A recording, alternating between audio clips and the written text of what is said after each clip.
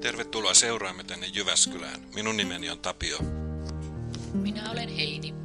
Ja minä olen Anu. Ja tämä on Taheankous Jyväskylä! Heini ja Tapio, eiköhän aloiteta kierros Harjulta Neron portaista. Jyväskylän keskustan kaupunkikuvaa hallitsee upea harju, ja harjulle tietysti johtavat nämä kuuluisat Neron portaat. Anu, kerro meille vähän lisää Neron portaista ja harjusta. Neron portaiden idean isä oli arkkitehti Toivo Salervo ja suunnitelman laati Suomanin rakennusosaston johtaja Gunnar A. Wahlroos. Portaat rakennettiin kaupungin insinööri J.E. Järvilehdon johdolla 1925. Nimensä portaat saivat kuitenkin edellisen kaupungin insinöörin Oskar Neron mukaan. Portaiden alaosa rakennettiin uudelleen 2011, koska ne olivat päässeet jo niin huonoon kuntoon. Harjun laella on Harjun torni, vuonna 1953 rakennettu vesilinna. Vesilinna on yhdistetty vesi- ja näkötorni.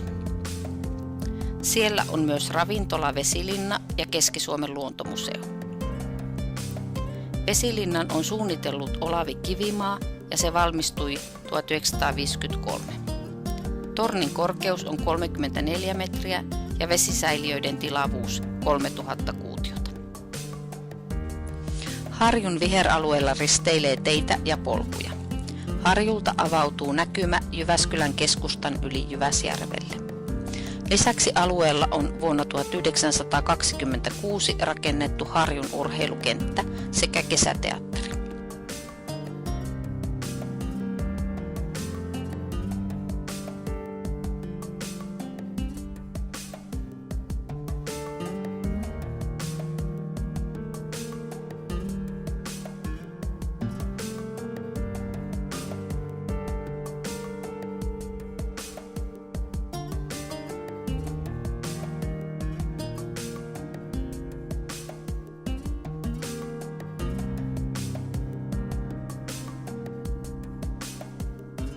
Tytöt, nyt ollaan ihan oikeasti huipulla. Nimittäin Laajavuoren huipulla. Mä luulen, Anu, että sulla taitaa olla vähän enemmän tietoa tästä paikasta, joten alahan kertoa. Ulkoilukeskus Laajavuori sijaitsee vain muutaman kilometrin päässä kaupungin keskustasta. Hiihtokeskuksen rakentaminen alkoi vuonna 1961 ja ensimmäinen laskettelurinne avattiin tammikuussa 1963.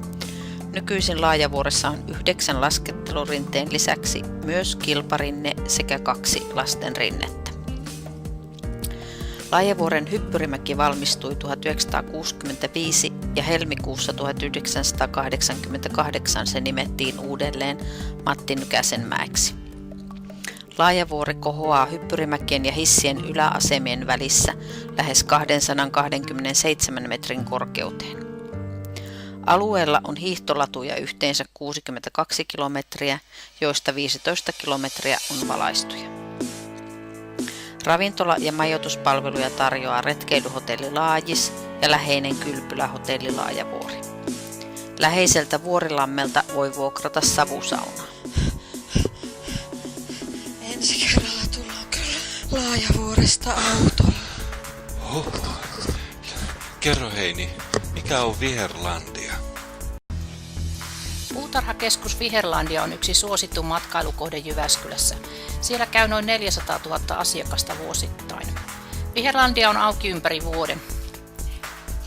Puutarha-alue on osa Tahvosen sukutilaa Jyväskylän Rauhalahdessa. Monipuolisen puutarhakeskuksen perusti Juhani Tahvonen vuonna 1984 yhteistyössä veljiensä ja vanhempiensa kanssa. Puutarhakeskus on pinta-alaltaan 7000 neliömetriä. Keskuksen keskiosa on 2-kerroksinen, toisessa kerroksessa sijaitsee 120-paikkainen Eden kahvila-ravintola. Viherlandiassa on 5 pääosastoa: Vihermyymälä, Taimimyymälä, Kivimaa, Nuppula ja Eden sekä Iittala Outlet-myymälä.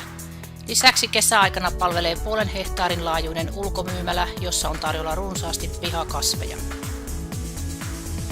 Viidakkosiivessä asustelevat kultatöyhtö, kakadu, papukaijat, Kalle ja Torsti. Apukajat tykkäävät rapsuttelusta. Kalle on suulaampi. Voit kuulla sen sanovan päivää, päivää, mitä kuuluu. Torsti hallitsee vain muutamia sanoja. Seuraava kohteemme onkin aika mielenkiintoinen paikka, nimittäin Toivolan vanha piha. Eiköhän astuta sisään pihapiiriin ja Anu varmaan voit kertoa meille hieman tarkemmin yksityiskohtia tästä paikasta. Synneuksen katu 2 tontti on ainoa Jyväskylän 1800-luvun puutalokaudesta kertova ehjänä säilynyt kokonaisuus. Vuonna 1837 perustetun Jyväskylän asemakaavan ensimmäisten myytyjen tonttien joukossa oli myös tontti numero 111, nykyinen Toivolan vanhan pihan alue. Herman Toivola rakennutti 1890 tontille uuden asuinrakennuksen sekä oman sepänpajan. Aikanaan Herman Toivola lunasti myös tontin omakseen.